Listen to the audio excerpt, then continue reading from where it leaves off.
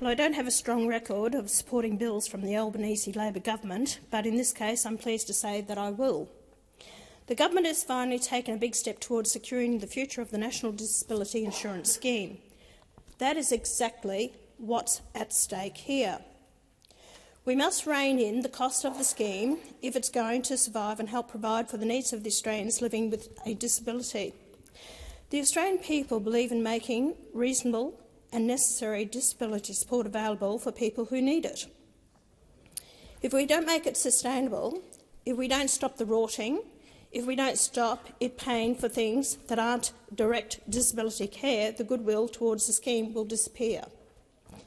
One Nation supports a more sustainable NDIS, and that's why we'll support this bill.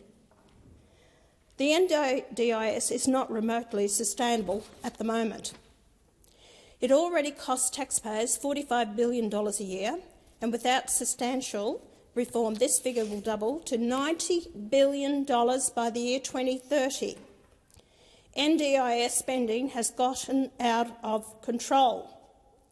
That's what usually happens when every big government scheme flush with taxpayers' money. Some people always find ways to take advantage of them and always disadvantage the people who really need them. There are many people on the NDIS who really need it, but it's also paying for many things that are completely unrelated to their disability care.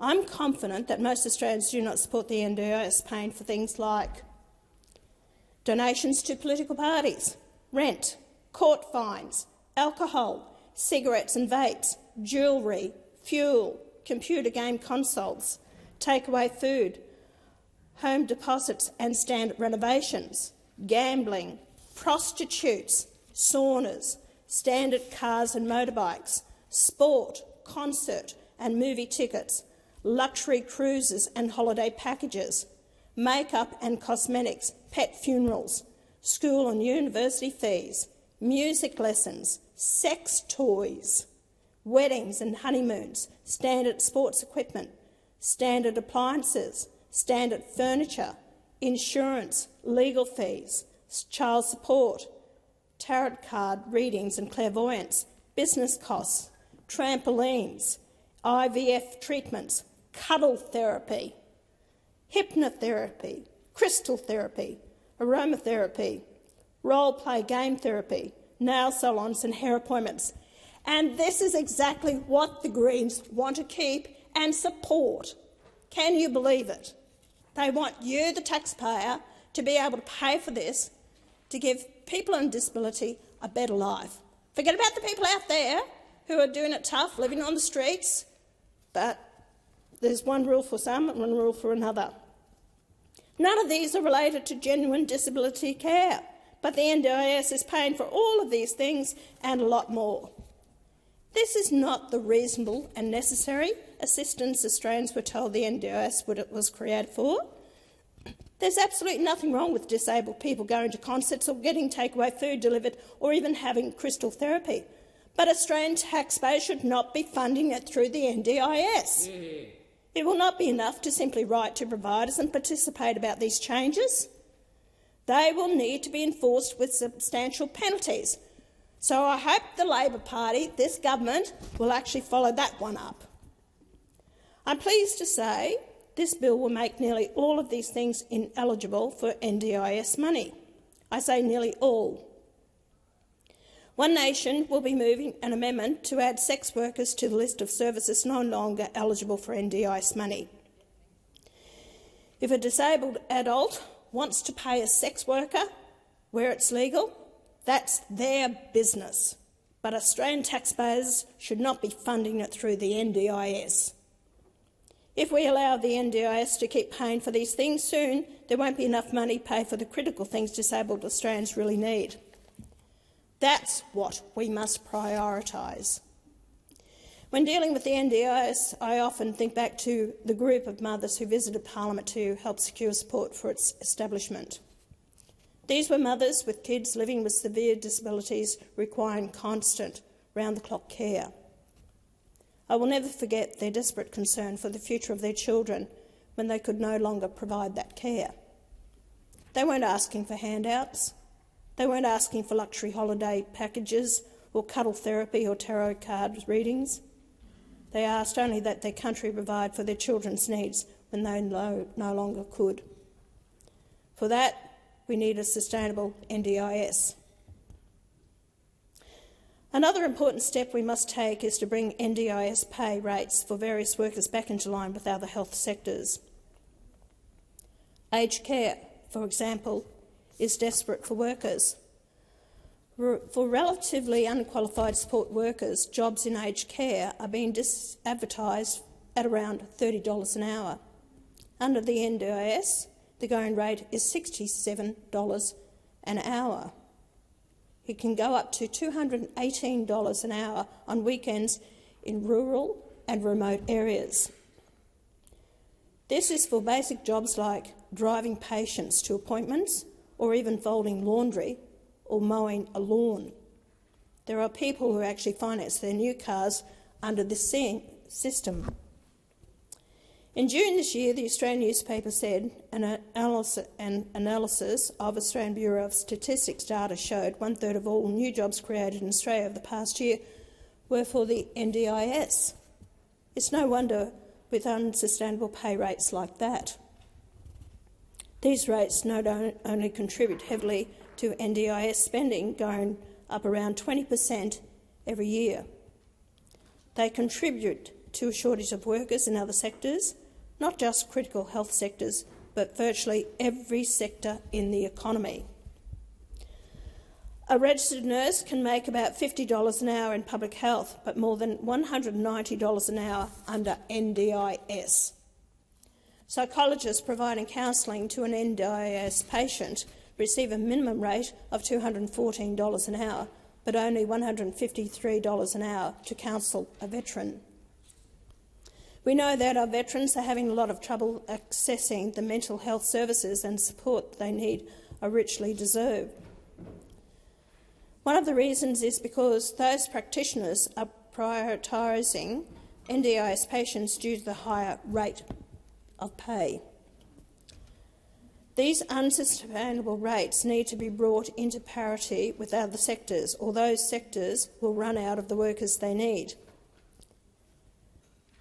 The government has acknowledged this is a problem, so I have to ask why it hasn't been addressed in this bill. It cannot come soon enough if we are to have a sustainable NDIS as well as sustainable workforces in other sectors. Another flaw in the NDIS that must be addressed is the lack of means testing. Like pensions and other taxpayer supports, participation in the scheme should be means tested. It makes no sense for multi-millionaires to be able to access NDIS participation, but they can, because the scheme isn't means tested. I understand neither of the major parties support means testing in the NDIS. Peter Dutton told me they don't support it because public health isn't means tested either and is available to everyone. If the Coalition thinks the NDIS should also be available to everyone, why is eligibility for the NDIS denied to people over the age of 67? One Nation will be moving an amendment to introduce means-tested supports to take more pressure off the NDIS. Some participants' plans are getting out of hand, loaded with things they don't need or services provided at astronomical rates. In 2020, it was revealed that about 450 participants had NDIS plans costing more than $1 million. Another 5,100 participants were on plans costing between $500,000 and $1 million. Who knows how many are on these expensive plans now? The government won't tell us. Another major issue that we must deal with is NDIS fraud. We must recall the warning from Michael Fallon in 2022 when he was Chief of the Australian Criminal Intelligence Commission. He said that about 20% of NDIS funding was being abused by organised crime groups. Mr Fallon is now acting head of the NDIS Quality and Safeguards Commission, And back in May, he said he may have underestimated the involvement of organised crime. These criminals have made billions of dollars from the NDIS. I acknowledge the $160 million in this year's budget to improve the capabilities of the NDIS Quality and Safeguards Commission so it can crack down on this abuse of taxpayers' money. There is no place for organised crime in the NDIS. Once again, another rush policy that criminals have taken advantage of and taxpayers ripped off. One other major change needs to be implemented, and I hope to see it in the next tranche of reforms. Eligibility for participation in the scheme needs to be tightened to supporting those whose disability has a significant impact on their life. When NDIS was created, it was supposed to provide support for people with a disability, not mild autism or attention deficit disorder. I acknowledge that in severe cases of autism, NDIS support may be necessary. We even hear about autism diagnosis being used to access NDIS funding packages, and that this could even be behind rising rates of autism in Australia. However, it's the real impact of autism on an individual, not just a diagnosis of autism, that should determine the sort of support they receive. In principle, One Nation supports the new scheme jointly funded by the Commonwealth and the states to support children with mild autism or development issues through schools and childcare centres. They shouldn't be on the NDIS. It remains our policy to establish specialist schools with qualified staff to provide parents with the opportunity to choose the care, support and education their children need. I look forward to these first reforms being implemented as soon as possible. I say again, they represent a substantial step on the path to sustainable NDIS. You know, it makes my blood boil to see the Greens with their grandstanding here and ripping over $14 billion out from taxpayers and their true form of supporting issues that are unsustainable in the long run. Their actions are only, as I said, grandstanding purely for the vote. That's what it's about.